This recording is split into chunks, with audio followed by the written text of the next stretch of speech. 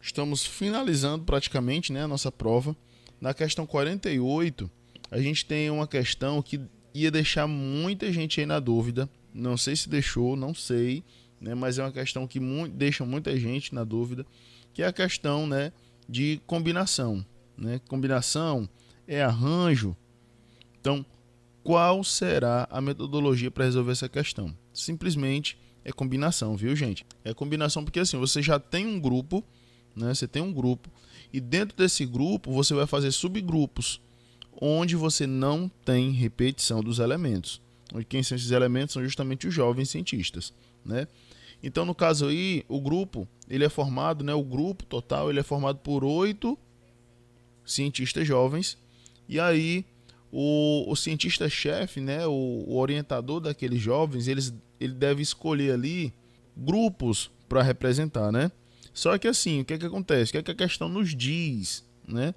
Que tem esses 8, a quantidade de jovens que ele vai escolher deve ser 1 ou mais. Então pode ser grupo de 1, pode ser grupo de 2, pode ser grupo de 3, pode ser grupo... e assim sucessivamente. Assim como também ele pode escolher todos os 8, né? Já que a questão não especifica um limite. Ele diz que pelo menos 1. Ou seja, se é pelo menos 1 e não diz do máximo, então a gente vai considerar o máximo como sendo o 8, né? Todas as possibilidades. Você deve lembrar aqui da fórmula da combinação, né?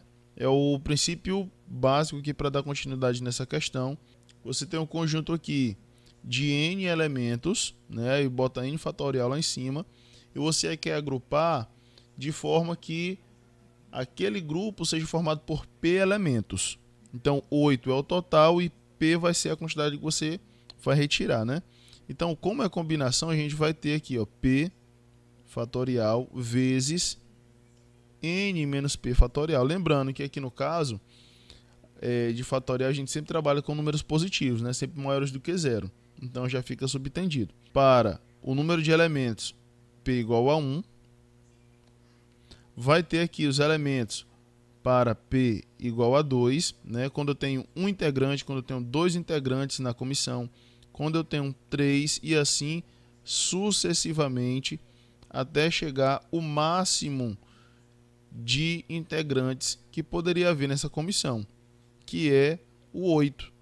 Então a gente vai fazer várias combinações, sendo que uma para cada situação que a gente colocou aqui, tá bom?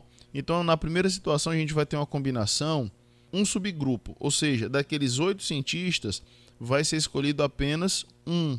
Então quantas maneiras diferentes eu posso fazer essa escolha, né? Escolhendo apenas um elemento. Então aqui a gente vai ter, ó, 8 fatorial em cima, 1 fatorial e 7 fatorial embaixo.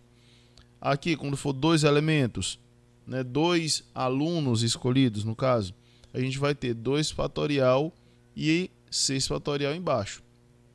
Quando for 3, aí vai seguindo o mesmo padrão até chegar o último, tá certo? Então vou dar uma acelerada aqui e vocês vão ver como é que fica.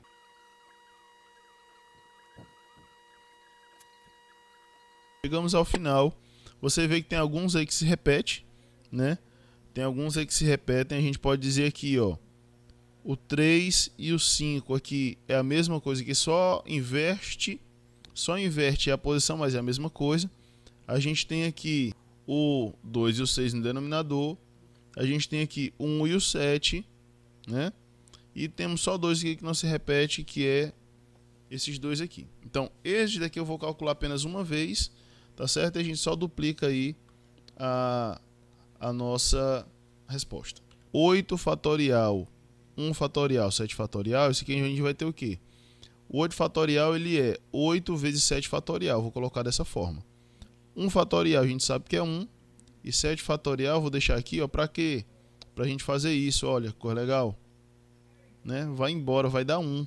Então aqui eu vou ter o valor 8, assim como eu vou ter aqui também o valor 8. Vamos lá para a próxima.